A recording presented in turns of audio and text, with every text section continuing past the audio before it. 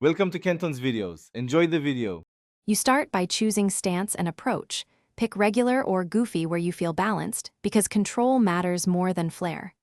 Approach a straight line at moderate speed, about 30 to 50% of your top, so you have time to load and adjust.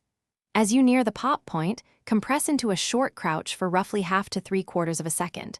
This stores energy and aligns your shoulders. Once done, you'll be ready to initiate the foot plant and the board tip that begin the no-comply flip.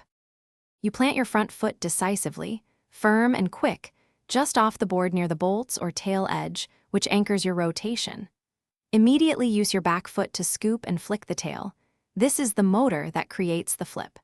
At the same time, rotate your shoulders about 20 to 45 degrees toward the desired spin to guide the board's axis.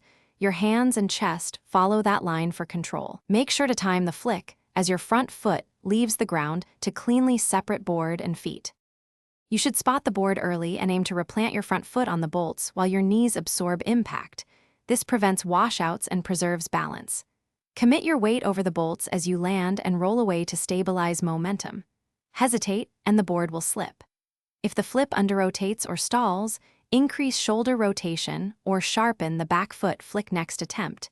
If it over-rotates, reduce the scoop and keep shoulders tighter. A quick troubleshooting tip: tape a mental checklist: speed, plant, flick, shoulder. Thanks for watching. Consider subscribing if we helped you.